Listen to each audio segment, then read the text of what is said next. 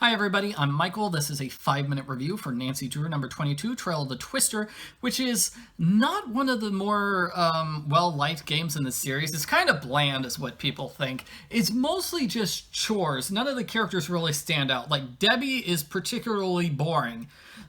Sorry fans of Debbie. She just basically sits there all day and gives you chores.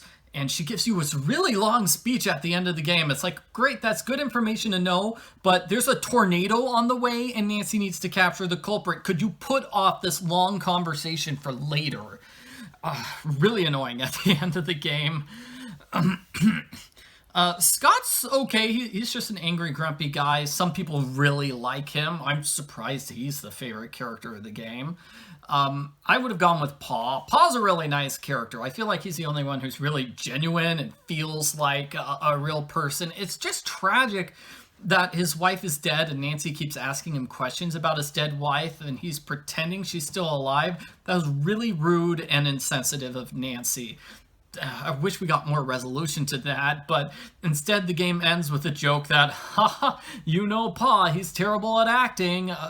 We do know that? I just don't like the end of the game, man. Replayed the game recently. The ending is just sort of terrible. The last day of the game is not so good. The rest of the game is fine. It's mostly chores. So it's wake up, you get assigned chores, then wake up, get assigned chores again, wake up, get assigned chores again. There's no real ongoing story, and I felt like the game really needed that. Even attempts at an ongoing story were messed up. So, like, on the second day of the game, you overhear Frosty and Debbie conspiring together. And Nancy ignores that until the end of the game. It's like, why couldn't she confront them right away? Yeah.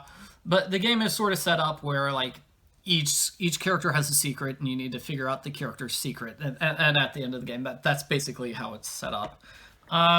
Frosty's okay. I like the scene of him screaming, but other than that, he's full of himself. He's actually, I don't like the scene where he accuses Nancy of being incompetent. He's basically lying like a huge jerk to Nancy. I'm like, Frosty, you're not my friend anymore. Chase is a really friendly guy. I like him. He's another nice, positive guy, but he doesn't really stand out too much in terms of personality-wise. He's just generic friendly guy who's good with tools. And I think that's the problem because the characters don't really stand out and the story doesn't really stand out because there is no story. It's just chores and chores and chores. The story is that Nancy's helping these storm chasers. They're having a lot of trouble, and basically every day each person gives her a puzzle. And that's it. She has to fix things. Something's been sabotaged. Lots of things are sabotaged. It turns out that Scott, the team leader, he's secretly like dealing with Brooke Kavanaugh, who's running Brooke Kavanaugh. She's running the other storm chasers team. They have like a secret communication together. Frosty's big secret is that he is secretly taking pictures and selling them on the sly. Debbie thinks that's totally okay. She knows about it. Chase's big secret is that he's looking for oil everywhere. And yeah, there's just not much to say. If you don't like the puzzles, that's basically it for the game. There's not much. Driving around is fun. You have to catch mice, which is just a torturous, terrible puzzle. It would have been fine if you only had to do it once, but you have to do it like 4 times, and that's just no good. That's just really terrible. The tornado watch puzzle, not good. Don't like that one. Fixing the lines on the weather machines is okay. I don't want to sound mean. Moving the prairie dogs, not a puzzle I like either, but most people think this game is just bland and not very memorable. It's not like the puzzles are terrible and you scream, they're bad, they're terrible, I hate this game. Besides for the mice one. The mouse problem puzzle really is terrible. But the others are just like, well, they're not great, but they're not terrible either. It's just, there's really nothing to this game besides puzzles. It definitely needed more story. It has enough characters. I wish the characters interacted or did stuff.